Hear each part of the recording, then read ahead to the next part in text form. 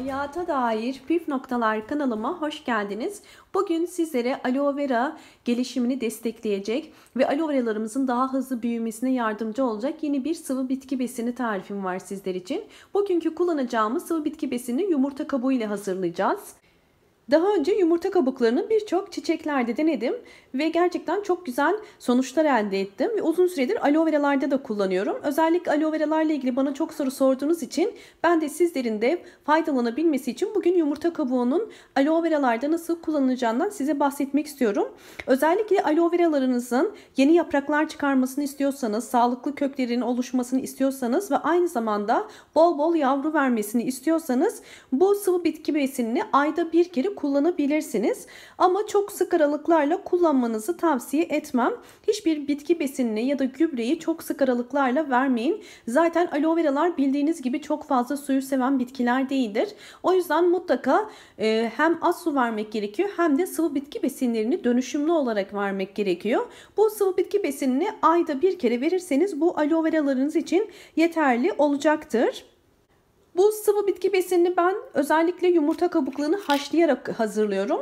Yumurta kabuklarını haşlayıp aloe veralarınıza sabahları verebilirsiniz ama çok değil, en fazla 3 yemek kaşığı kadar aloe veralarınıza vermeniz yeterlidir. Özellikle gündüzleri aloe veralarınızı sularsanız aloe veralarınızda kök çürümesi meydana gelmez. Fakat eğer akşamları bu işlemi yaparsanız, akşamları aloe veralarınızı sularsanız hem kök çürümesine sebep olur hem de aloe veralarınıza bit ve böceklenme gibi bir takım parazitlerin oluşmasına sebep olabilir.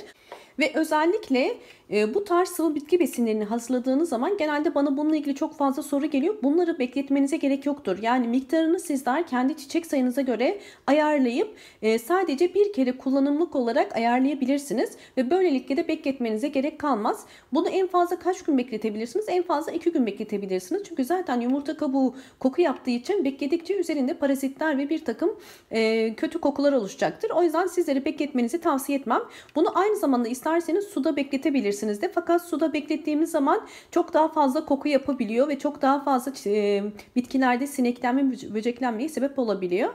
O yüzden sizlere tavsiyem haşlayarak yapmanız. Yumurta kabuğunu normal haşlayarak da yapabilirsiniz. Yumurta kabuğunda bol miktarda kalsiyum, protein olduğu için aloe veralarımıza doğal besin desteğini sağlıyor ve bu da özellikle aloe veralarımızın hızlı bir şekilde gelişmesine yardımcı oluyor. Ve şimdi nasıl hazırlayacağımıza geçelim. Yumurta kabuklarını görüyorsunuz. Bakın ben yumurta kabuklarını bu şekilde kırdıkça bunları yıkayıp özellikle bu iç tarafını iyi yıkamamız gerekiyor. İyice yıkadıktan sonra bunları bir peçete üzerine kurutuyorum. İsterseniz bu yumurta kabuklarını güneşte de kurutabilirsiniz. Ya da fırında 5 dakika kurutabiliriz. Neden kuruttuğumu da anlatmak istiyorum. Çünkü bununla ilgili de bana sorular geliyor. Bütün bitkilerimde kullandığım için ve yumurta kabuklarını çöpe atmamak için bu şekilde kırdıkça yıkayıp iyice bir peçetenin üzerine koyuyorum. Ve daha sonra bunları isterseniz cam şişelerde saklayabilirsiniz. Ve ihtiyaç oldukça da bunları bu şekilde haşlayıp ya da suda bekleterek çiçeklerinize kullanabilirsiniz. Şimdi bu aloe veralarım için elimde bu kadar yumurtam var. Size bunun için bir miktar vermeyeceğim. Sizler çiçek sayınıza göre bunu ayarlayabilirsiniz. Fark etmez. Bu kadar bakın yumurtalarımı ilave ettim.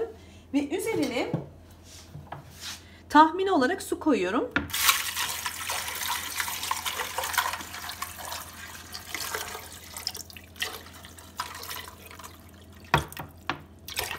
Evet, bakın bu kadar yumurtanın içerisine yaklaşık olarak 1,5 litre su koydum. Ocağımın altını açıp bunu kaynamaya başladıktan sonra 10 dakika sadece haşlayacağım ve 10 dakika haşladıktan sonra soğumaya bırakacağım. Soğuduktan sonra süzüp bunu çiçeklerimde kullanacağım. Evet. Şu anda yumurtalarımız kaynamaya başladı ve bu şekilde kaynamaya başladıktan 10 dakika sonra altını kapatacağım. Şimdi 10 dakika kısık ateşte kaynamasını bekleyeceğim. Evet, yumurtalarımız bakın haşlandı ve daha sonra ben soğumaya bıraktım. Şu anda yumurtalarımızın suyu artık soğudu. O yüzden süzeceğim. Şimdi süzgeç ile süzüp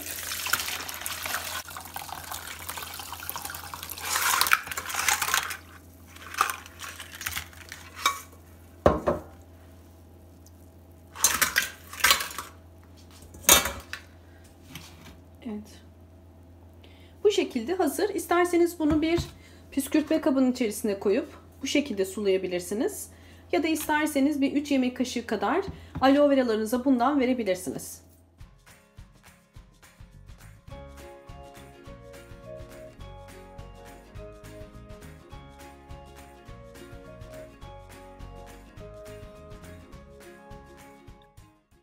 Evet, şimdi süzmüş olduğum yumurta kabuğu suyumu aloe veralarıma şu şekilde suluyorum gördüğünüz gibi. Burada aloe vera'nın toprağının iyice nemlendiğinden emin olun.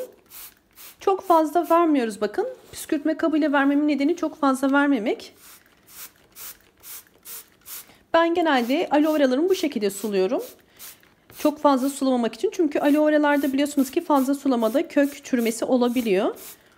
Sizler de bu şekilde suladığınız zaman elinizle toprağı şöyle kontrol ettiğiniz zaman eğer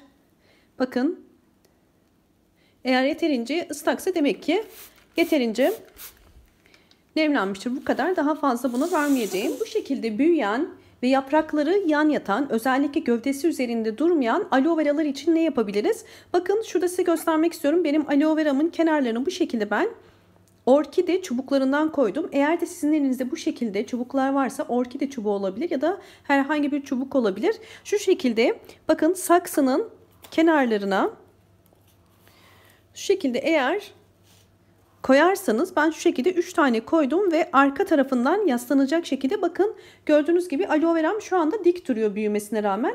Normalde bu aloe vera gövdesinden dolayı üzerine durmadığı için sallanıyordu. Bunu daha önceki videolarımda size nasıl ektiğimi göstermiştim. Sizlerin de eğer aloe veralarınız bu şekilde sallanıyorsa, yana yatıyorsa kenarlarına çubuklar koyup destekleyebilirsiniz. Ya da çubuklar koyduktan sonra halen sağlam durmuyorsa bakın şu şekilde yumuşak bir bez ile bağlayabilirsiniz. Fakat bağlarken şuna dikkat etmeniz gerekiyor. Kesinlikle aloe veraların içinde bakın yaprakların içinde jel olduğu için eğer ince bir ip, normal bir iple bağlarsanız burada izler kalır ve zamanla burasındaki jel çekilir. O yüzden yumuşak bir bez olması gerekiyor. Aloe veraya zarar vermeyecek şekilde. Şu şekilde eğer bağlarsanız zaten bir hafta sonra ya da 2 hafta sonra artık aloe veranızı açsanız bile yukarı doğru ilerlediğini göreceksiniz. Bunu da size tavsiye edebilirim. Şimdi şuna da vermek istiyorum. Bakın. Bu aloe veramı daha önceki videolarımda size göstermiştim. Bakın yavruları da büyümeye başladı. Çok hızlı bir şekilde büyüyor. Bakın hemen şöyle göstermek istiyorum. Yalnız şunu da belirtmek istiyorum. Aloe veraları sadece sıvı bitki besinleri, bu gübreler tek başına yeterli olmaz. Neden yeterli olmaz? Eğer ki aloe veranız uygun bir saksıda değilse ya da aloe veranız bol gün ışığı almıyorsa ve çok fazla sulama yapıyorsanız ne kadar gübre verirseniz verin istediğiniz sonucu elde edemezsiniz. O yüzden ilk başta uygun bir saksıda olduğuna, çok büyük bir saksıda olmasın, toprağının torfu olduğuna ve bol gün ışığı aldığına emin olduktan sonra bu sıvı bitki besinlerini verirseniz gübreleri muhakkak faydasını göreceksinizdir. Zaten benim diğer videolarımda da görüyorsunuz aloe veralarımı sürekli sizlerle paylaşıyorum. Sizler de vermiş olduğum sıvı bitki besinlerinin ne kadar faydalı olduğunu böylelikle görmüş oluyorsunuz.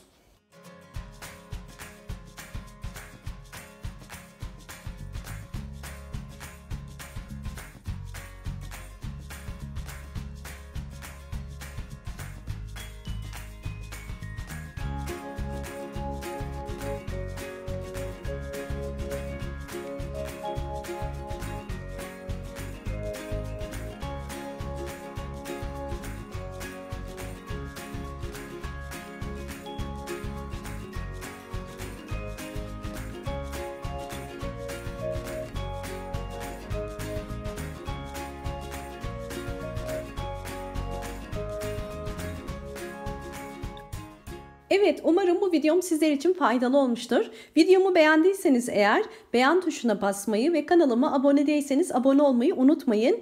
Ve gelen bildirimlerden haberdar olmak için zil sesini açık konuma getirebilirsiniz.